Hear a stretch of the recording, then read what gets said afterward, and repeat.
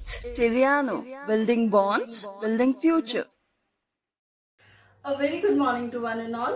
I Jyoti Singh welcomes you to the platform of Teriano.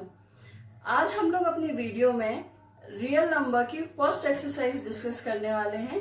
जैसा कि आप लोगों ने देखा होगा कि हमने अपनी लास्ट वीडियो में रियल नंबर के थ्योरेटिकल एस्पेक्ट्स को टच किया था, उनको समझने की कोशिश की थी कि रियल नंबर होता क्या है, उसके टाइप्स क्या हैं और उसमें कौन कौन सी थ्योरम है जिससे हम एचसीएफ और एलसीएम निकाल सकते हैं। इसमें हमारी दो थ्योरम थी, that is Euclid divisional algorithm और फंडामेंटल थ्योरम ऑफ अरिथमेटिक। इन दोनों थ्योरम्स को हम लोगों ने डिस्कस किया था और ये समझा था कि इसमें हमको किस तरीके से मल्टीप्लिकेशन और डिविजनल के थ्रू एचसीएफ और एलसीएम निकालने होते हैं। और इसके कुछ एग्जांपल्स भी हम लोगों ने डिस्कस किए थे जिससे कि आप लोगों को वो क्लियर हो जाए। अगर आप लोगों ने कुछ स्टूडेंट्स जिन्होंने वो वीडियो नहीं देखी है तो प्लीज आप उस वीडियो पर जाइए और उसको देखिए। अभी हम लोग एक्सरसाइज 1.1 का जो हमारा फर्स्ट क्वेश्चन है that is Euclid division algorithm से हमको एचसीएफ पता करना, उसका A part that is first question discuss कर रहे हैं। जैसे कि उसमें लिखा हुआ था, मैंने आपको एग्जांपल के थ्रू भी समझाया था कि इसमें कुछ नहीं होता, सिंपल हम लोगों को एचसीएफ निकालना होता है और एचसीएफ हम लोगों को इस मेथड से निकालना होता है। इसलिए मैंने समझाने के लिए आपको एक रफ वर्क के तौर पे एक एचसीएफ निकाल के दिखाया कि सिंपल यही होता है, बस स्टेप्स के थ्रू अपन को इस तक पहुंचना होता है। अब इसमें क्या है कि ये आप रफ वर्क में कर सकते हैं, ऐसा जरूरी नहीं है कि मैंने यहाँ पे किया तो आप भी यहीं पे करेंगे, ऐसा नहीं। आप लोग अपने जो रफ वर्क के लिए पेज जो निकालते हैं हम लोग, उसमें आप ये सॉल्व करके ऑलरेडी ये स्टेप्स को, अच्छा आप सोच रहे होंगे कि यार इतने बड़े बड़े लाइन है, इनको कैसे याद करेंगे, लेकिन ये बात आप समझने की कोशिश कीजिएगा कि जैसे ही आप फर्स्ट क्वेश्चन सॉल्व करेंगे, सेकेंड क्वेश्चन सॉल्व करेंगे, थर्ड क्वेश्चन सॉल्व करेंगे, अगर आपने इस लाइन को समझा है तो इजीली आप उसको कर सकते हैं। लेकिन अगर आपने इसको नहीं समझा, सिर्फ रेक्टिफिकेशन वाली प्रोसेस से लिखने की कोशिश की है तो आप उसको भूल जाएंगे। तो हम डिस्कस करते हैं। इसमें हमको यूक्लिड डिवीजन एल्गोरिथम से 135 और 225 का एचसीएफ निकालना है, जिसमें कि हम देख सकते हैं कि जो हमारा 225 है इज ग्रेटर देन 135। तो डिवीजन के टाइम पे जो हमारा डिविडेंड होता है वो डिवाइजर से बड़ा होना चाहिए, इसीलिए हम लोगों ने ये शो किया है कि ये हमारा इससे ग्रेटर है। तो हम लोग जो डिवीजन लेमा अप्लाई करने वाले हैं वो 225 एंड 135 पे करेंगे, जिससे कि हम लोग को क्या मिलेगा, 135। इधर देखिए जरा, 135 का हमने डिवाइड किया है जो कि हमारा डिवाइजर है, और डिवाइड किससे किया है, 225 से। हम लोगों ने अपनी लास्ट वीडियो में भी डिस्कस किया था और आपको बताया भी था कि इधर की जो वैल्यू होती है वो आपकी क्या होती है, डिवाइजर होती है। ये हमारी डिविडेंड होती है, ये हमारा क्वोशिएंट होता है, और ये तो रिमाइंडर होता है।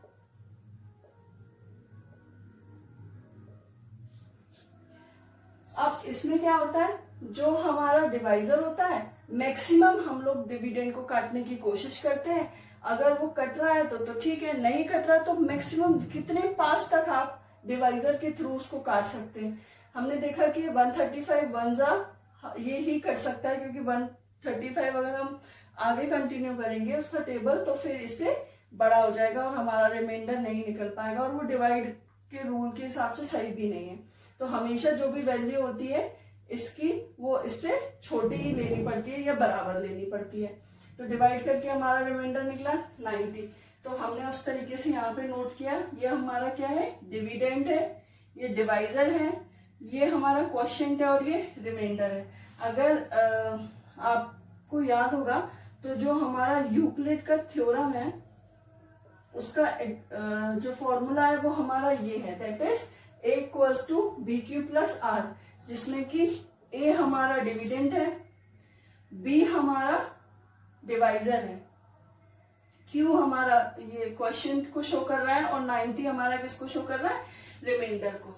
अब हम लोग उसका नेक्स्ट स्टेप लिखेंगे, since remainder is 90 does not equals to 0, मतलब कि जब तक HCF का आंसर 0 नहीं आ जाता तब तक वो HCF कंटिन्यूड रहता है, उसको हमको आगे तक 0 तक ले जाना होता है। हमने देखा कि इसका रिमाइंडर कितना निकला है 90, तो वो 0 के कंपैरेटिव नहीं है, तो हम क्या करेंगे, we apply the division lemma to get, we apply the division lemma to 135 इस पर और इस पर, मतलब कि डिवाइजर पे और रिमाइंडर पे करेंगे। अब इसमें क्या होगा, जो हमारा डिवाइजर है वो हमारा डिविडेंड बन जाएगा और जो हमारा रिमाइंडर है वो हमारा डिवाइजर बन जाएगा। यही तो होता है HCF में, जो हमारा रिमाइंडर निकला है वो ये जो हमारा डिवाइजर है ये यहाँ पर आके डिविडेंड बन गया। और सिंपल सी बात है, 90 से इसको हम काटेंगे, फिर जो हमारा रिमाइंडर निकला, जैसे 45 हमारा रिमाइंडर निकला तो रिमाइंडर वहीं पे लिखा जाएगा और इसको डिवाइजर को फिर से डिविडेंड बना देंगे और 0 तक कंटिन्यू करेंगे। तो हमने यहाँ पे क्या देखा है, 135 और 90 का हम लोग डिवीजन करेंगे। तो 135 is dividend, 90 is divisor, 1 is quotient and 45 is your remainder. तो ये हम लोगों ने आगे प्रोसेस किया। उसी तरीके से हमने देखा कि यहाँ पर भी हमारा रिमाइंडर 0 नहीं आया, तो क्या देखेंगे, we consider the new divisor that is 90, ये हमारा डिवाइजर हो गया, 90 जो था हमारा डिविडेंड बन जाएगा, and new remainder 40, sorry it's 45 not 40, remainder is 45 and we apply division lemma to 90 and 45 to get ये हमारा डिविडेंड, ये डिवाइजर, ये क्वोशिएंट, और लास्ट में आपने देखा है कि उसका आंसर क्या आ गया, रिमाइंडर हमारा 0 आ गया, जो हमको चाहिए था। स्टूडेंट्स एक चीज हमेशा याद रखिएगा, जब भी जिस रिमाइंडर के थ्रू आपका आंसर 0 आ रहा है बस वही रिमाइंडर आपका आंसर बन जाता है, मींस HCF बन जाता है। किसका, जो आपका मेन क्वेश्चन होता है उसका।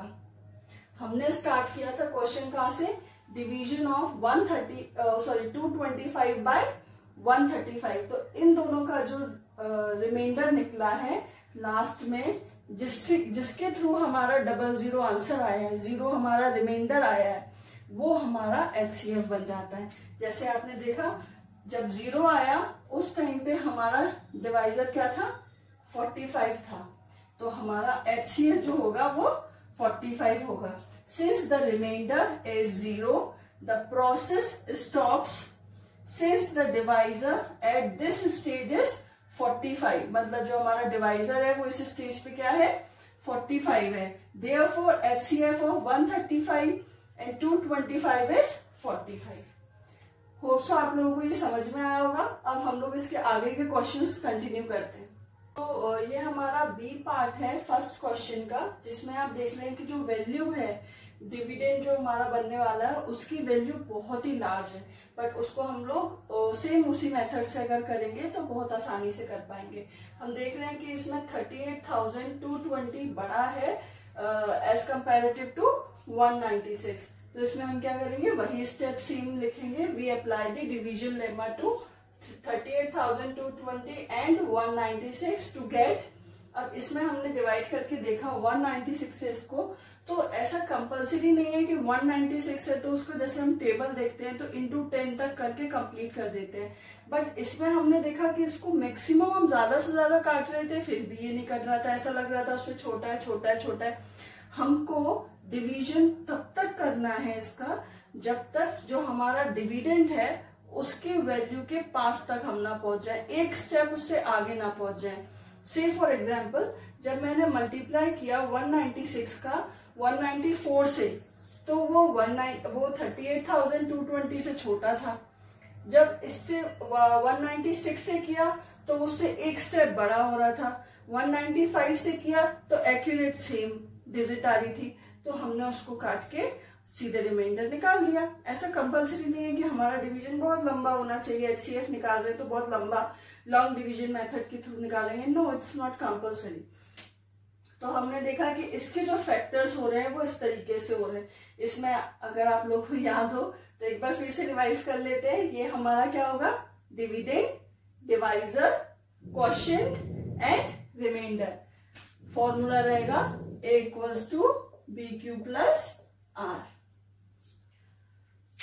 तो हमने देखा कि इसमें जो रिमाइंडर है वो इंस्टेंट 0 आ गया। अगर हमारा रिमाइंडर 0 आ जाता है तो जो हमारा डिवाइजर होता है वही हमारा आंसर बन जाता है। इसमें लिखा है हमने सिंपल 3 लाइन जो पहले क्वेश्चन में लिखी थी, since the remainder is 0 the process stops, since the divisor at this stage is 196 and HCF of 196 and 38220 is 196 only.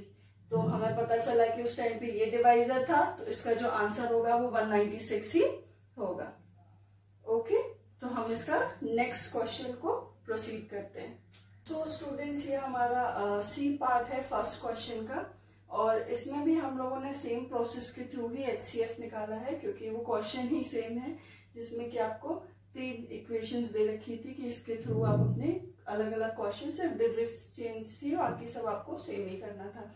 इसका भी हमने निकाला हुआ है HCF, जिसमें आप देख रहे हैं कि जो डिवाइजर है वो डिविडेंड से छोटा है और हमेशा होता ही है। और ये जो आप देख रहे हैं कि इसमें हम लोगों ने सॉल्व किया है कि 255 जो हमारा स्मॉलर था, 255 इज स्मॉलर देन 867, तो हमने यहाँ पे लिखा हुआ है। और फिर उसके बाद we apply the division lemma to 867 and 255 to get this. क्या 867 जो हमारा डिविडेंड है, उसमें से जो divisor into quotient plus remainder, dividend equals to divisor into quotient plus remainder, this is the equation of Euclid division algorithm. अब हमने ये सॉल्व किया, उसके बाद since the remainder is not 0, हमने देखा कि हमारा जो रिमाइंडर है वो 102 है, 0 नहीं आया, तो फिर हम लोग we applied the division lemma to this divisor and remainder, that is 255 and 102। और इसको सॉल्व करने के बाद हमको फिर पता चला कि जो हमारा रिमाइंडर है वो 51 आया है, this is not equal to 0। तो हम लोग उसके आगे कंटिन्यू करेंगे, जिसमें हमने अपना न्यू डिवाइजर माना क्या 102 और न्यू रिमाइंडर है हमारा 51। इसको सॉल्व करने के लिए हमने इसको डिविडेंड माना है, किसको 102 को डिविडेंड मान लिया, रिमाइंडर को डिवाइजर मान लिया, और इसको फिर जब हमने सॉल्व किया तो हमारा क्या निकला 0 आ गया। तो इसका मतलब ये जो हमारा डिवाइजर है यही हमारा इसका HCF माना जाएगा। Since the remainder is 0 the process stops, since the divisor जो हमारा डिवाइजर है at this time this stage is 51, hence HCF of 867 and 255 is 51। मतलब कि जो 51 है वो हमारा 867 का और 255 का HCF है। अब हम लोग इसका नेक्स्ट क्वेश्चन, मतलब इसका कोई पार्ट नहीं बचा, 3 क्वेश्चन थे इसके अंदर, वो हमने सॉल्व कर लिए। अब हम उसका next question, second question solve करने जा रहे हैं। सो स्टूडेंट्स, ये हमारा सेकंड क्वेश्चन है अपनी सेम एक्सरसाइज 1.1 का, जिसमें हम ये देख रहे हैं लिखा हुआ है कि show that any positive odd integer is of the form of 6q + 1 और 6q + 3 and 6q + 5 where q is some integer। हमको ये पता करना है कि कोई भी एनी पॉजिटिव ऑड इंटीजर जो कि किसके फॉर्म में हो, 6q + 1, 6q + 3 और 6q + 5, जो q है, जिसमें जो q है हमारा कोई एक इंटीजर हो। तो हम इसको एजम्पशन के बेसिस पे पूरा सॉल्व करेंगे। अजम्पशंस हम किसके बेसिस पे, यूक्लिड जो एल्गोरिथम है उसके बेसिस पे हम उसको सॉल्व करेंगे। Let a be any positive integer, हम मान लेते हैं कि जो हमारा ए है वो एक पॉजिटिव इंटीजर है और बी हमारा 6 है। हमने किस बेसिस पे एज्यूम किया कि जो हमारा बी है वो 6 होगा, हम उसको 7 भी रख सकते थे, 8 भी रख सकते थे, 2 भी रख सकते थे, कुछ भी रख सकते थे। 6 क्यों रखा, वो इसलिए रखा स्टूडेंट्स कि ये जो हमारा एग्जाम्पल है, जो हमारी इक्वेशन है, नॉट एग्जाम्पल, ये जो हमारी इक्वेशन है इसमें आप देखेंगे कि Q के आगे हमेशा B रहता है। और आप क्वेश्चन में जो आपको दे रखा है 6q + 1, 6q + 3 और 6q + 5, इसमें भी क्यू के आगे कॉमनली 6 ही है। अगर इसमें डिफरेंट वैल्यूज होती है, अलग अलग वैल्यूज होती है, तो हम लोग इसको कुछ और प्रोसेस के थ्रू सॉल्व करते हैं, पर इसमें आप देख रहे हैं कि कॉमन वैल्यू ही है, तो हमने एज्यूम किया है कि 6 की वैल्यू क्या होगी, हमारी क्यू हो जाएगी। जिसमें कि अगर आपने लास्ट लेक्चर रियल नंबर का देखा होगा, जिसमें हमने थ्योरेटिकल एस्पेक्ट्स को टच करने की कोशिश की है, उसमें हमने आपको एक्सप्लेन किया कि कुछ ऐसे रूल्स हैं, जैसे कि ये और ये कुछ ऐसे रूल्स हैं जिसके बेसिस पे आपकी जो यूक्लिड एल्गोरिथम की थ्योरम है वो वर्क करती है। जैसे जो क्यू है हमेशा ग्रेटर देन इक्वल टू होगा 0 के, और 0 हमेशा स्मॉलर देन इक्वल टू होगा आर के। आर मतलब आपका रिमाइंडर, और जो आपका रिमाइंडर है, मेन चीज तो ये आपकी याद करने वाली है कि जो आपका रिमाइंडर है हमेशा छोटा होता है किससे, आपके डिवाइजर से। बी आपका क्या है, डिवाइजर है, तो इससे हमेशा आपका रिमाइंडर छोटा होता है। तो अगर छोटा होता है, हमने माना है कि ये 6 होगा, तो आपका जो रिमाइंडर है 0 to 5 के बीच में ही हो सकता है, क्योंकि नेगेटिव होता नहीं है, हमेशा पॉजिटिव होता है। तो 0 to 5 के बीच में ही रहेगा, क्योंकि 6 से बड़ा हो नहीं सकता, b से बड़ा कभी होता नहीं ना, उसके बराबर होता है, तो 0 to 5 ही रहेगा ये। अब हमने इसको मान लिया है कि जो हमारी a की वैल्यू है वो 6q होगी। अब 6q लिखिए या फिर a equals to 6q plus 0 लिखिए, बराबर ही है, इसलिए हमने सिर्फ 6q लिख दिया है। 6q हो सकता है या a equals to 6q plus 1, a equals to 6q plus 2, a equals to 6q plus 3, a equals to 6q plus 4 और a equals to 6q plus 5, यही हो सकता है, हमने एज्यूम किया है। Where they all are positive integer, इसमें से कोई भी आपका नेगेटिव इंटीजर नहीं है। देयरफॉर, ये जो साइन होता है स्टूडेंट्स, ये हमेशा देयरफॉर का साइन होता है। So therefore 6q plus 1, 6q plus 3 and 6q are 5. 6q plus 5 are not exactly divisible by 2. छोटे से आपने एक चीज समझी होगी, बहुत ही सिंपल चीज है, इवन और ऑड का डिफरेंस। अगर आपका कोई भी नंबर जो 2 से डिवाइड हो जाता है वो आपका इवन नंबर होता है। अगर वो 2 से डिवाइड नहीं हो रहा है, आंसर पॉइंट में आ रहा है, डेसिमल में आ रहा है, कुछ भी, तो आपका वो इवन नंबर नहीं, ऑड नंबर हो जाता है। तो हमने मान लिया hence these expression of numbers are odd number, ये हमने प्रूव कर दिया। तो होप सो आपको ये समझ में आया होगा। अब हम इसका next question, that is third question, discuss करते हैं। So students, instead of writing question on the board, I will dictate you the question and make you understand that what does it mean. मैं आपको ये समझाती हूँ और पढ़ के समझाती हूँ कि ये क्वेश्चन बोलना क्या चाहता है, आपको समझाना क्या चाहता है। An army contingent of 616 members is to march behind an army band of 32 members in a parade. The two groups are to march in the same number of column. What is the maximum number of column in which they can march? मतलब एक army थी, उसमें 616 members थे जो कि army band में थे, और 32 मेंबर्स आपके परेड में थे। इन दोनों ग्रुप्स को मार्च करना था और सेम नंबर ऑफ कॉलम में मार्च करना था। अब हमको ये पता करना है कि कितने मैक्सिमम नंबर ऑफ कॉलम्स होंगे जिसमें ये दोनों जो ग्रुप्स हैं आपके वो मार्च कर सकते हैं। तो हम लोग इसको सॉल्व करके, मतलब इसको समझते हैं, जो मैंने सॉल्व किया आपके सामने। हमको ना HCF निकालना है इन दोनों डिजिट्स का, जिसमें कि हम देख सकते हैं कि हम यूक्लिड एल्गोरिथम के थ्रू कर रहे हैं। हमने जो इनिशियल क्वेश्चंस जो कि सॉल्व किए हैं इस थ्योरम के, तो उसके बेसिस पे हम देख रहे हैं कि इस बार हमने लैंग्वेज नहीं लिखी और ज्यादा टिपिकल नहीं किया, बहुत ही सिंपल लैंग्वेज में आपको समझाने की कोशिश की है।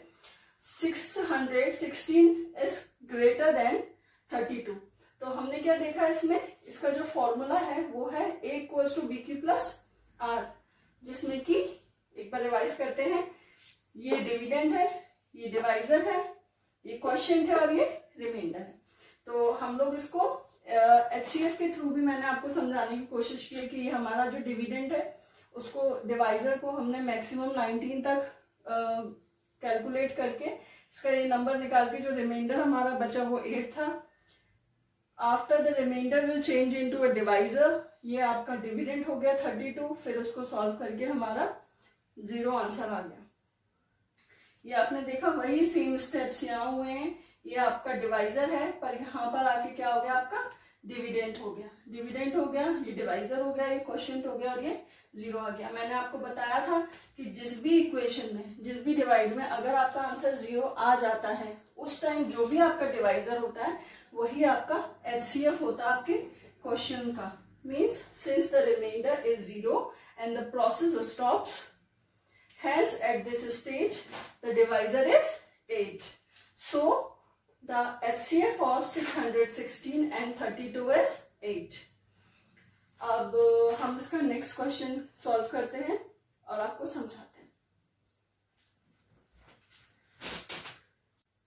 So students, our fourth question is use Euclid's division lemma to show that the square of any positive integer is either in the form of 3m plus 1 for some integer m. इससे related हमने previous question भी किया हुआ है, जो हमने इससे last question किया था। तो हमने उसमें क्वेश्चन में जो किया था ऑलमोस्ट सेम प्रोसेस हमने इस क्वेश्चन में कंटिन्यू की है। अब देख सकते हैं इसको सॉल्व करने के लिए उन्होंने एक हिंट दे रखी है कि let x be any positive integer then it is of the form of 3q plus 1 और 3q प्लस 2। हम जो 3m है उसको रिप्लेस करके 3q रखेंगे। इससे तो मुझे नहीं लगता आपको कोई डाउट होना चाहिए, क्योंकि यूक्लिड की जो थ्योरम है उसमें बेसिकली q जो आपका क्वोशिएंट है, जो q है वो आपके क्वोशिएंट को डिनोट करता है। तो हम m की रिप्लेसमेंट में q रख सकते हैं, क्योंकि आपको एक हिंट भी ऑलरेडी दे रखी है। तो let a be any positive integer, a को हम एक पॉजिटिव इंटीजर मान लेते हैं और जो हमारा b है वो 3 मान लिया है। क्यों? क्योंकि q की जगह हमने m की जगह q माना है, और आपने देखा है कि q के आगे हमेशा जो वेरिएबल होता है वो b की जगह पे प्लेस किया जाता है, दैट इज योर डिवाइजर। तो हम उसकी जगह पे क्या रखेंगे, 3 रखेंगे, that is b equals to R 3 as पर Euclid theorem where a equals to bq plus r, जो आपकी थ्योरम है उसमें आप क्या करेंगे, then a equals to 3q plus r, जिसमें हमने b इक्वल्स टू क्या माना था, 3 माना था।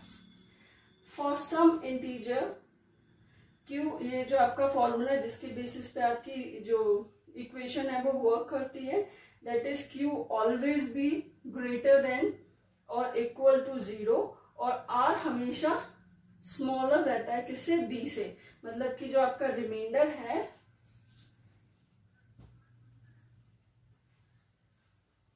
वो हमेशा स्मॉलर रहेगा किससे, ये आपका डिवाइजर है।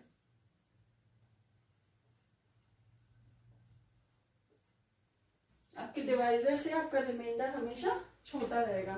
सिंस r हमारे क्या क्या हो सकते हैं, अब आपका डिवाइजर कितना है, 3 है, तो हमारे r ज्यादा से ज्यादा क्या हो सकते हैं, 0 हो सकता है, 1 हो सकता है या 2 हो सकता है। 3 हो नहीं सकता क्योंकि वो आपका ऑलरेडी डिवाइजर है। देयरफॉर a की वैल्यू हम क्या रख सकते हैं, 3q प्लस 0 भी रख सकते हैं, लेकिन 0 लिखना कंपलसरी नहीं है, तो हमने सिर्फ 3q लिया है। 3q प्लस 1 होगा और 3q प्लस 2 होगा। तो नेक्स्ट क्वेश्चन हम डिस्कस करते हैं इसके बाद।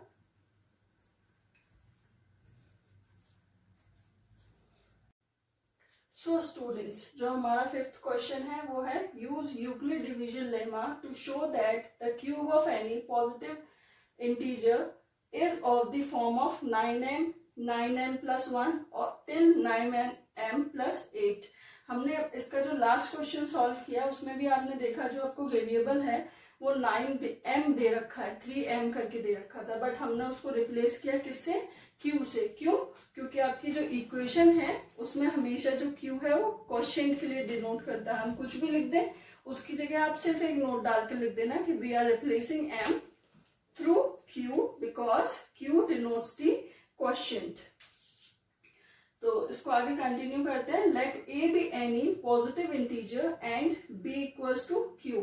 हमने क्या मान लिया कि जो हमारा a है वो कोई भी एक पॉजिटिव इंटीजर है, इसको हम a ही मान लेते हैं, और जो b है हमारा 9 है, तो b हमारा 9 है। एक बार और रिवाइज कर लीजिए कि जो r है आपका कभी भी b से बड़ा नहीं होता है, where q is greater than equal to 0, या तो इक्वल टू होगा 0 के या फिर उससे बड़ा होगा, और 0 हमेशा smaller than equal to r रहता है, और r हमेशा आपके मेन जो आपको याद करने वाली चीज है वो ये है कि जो आपका r है वो हमेशा आपके b से छोटा रहता है। तो इस चीज के लिए आप बिल्कुल एकदम रट लीजिए अपने दिमाग में, इस चीज को समझा लीजिए, बैठा लीजिए कि जो आपका रिमाइंडर है हमेशा आपके डिवाइजर से छोटा रहता है। सो r आपका क्या हो सकता है, 0 हो सकता है, 1 2 3 4 5 6 7 और 8। 9 कभी भी नहीं होगा क्योंकि 9 आपका ऑलरेडी डिवाइजर है, जो आपकी b है उसकी वैल्यू ऑलरेडी 9 है, 9 से हमेशा छोटा ही रहेगा आपका r। 0 से लेके 8 के बीच में कोई भी हो सकता है। तो उसकी इक्वेशन क्या मान लेंगे हम, a equals to B Q था, b की जगह हमने उसकी वैल्यू रख दी 9q प्लस r। तो जो हमारे r की वैल्यू हो सकती है वो 0 से लेके 8 के बीच में कुछ भी हो सकती है, इसलिए हम उसकी सारी वैल्यूज पुट करेंगे। जैसे कि a equals to 9q plus 0 कर सकते हैं पर नहीं करते, it depends on you. 9q और ये a equals to 9q plus 1 till a equals to 9q plus 8 हमको कंटिन्यू रखना है। अब होप सो आपको ये सारे क्वेश्चंस जो मैंने एक्सरसाइज के कवर करवाए हैं वो आपको समझ में आए होंगे।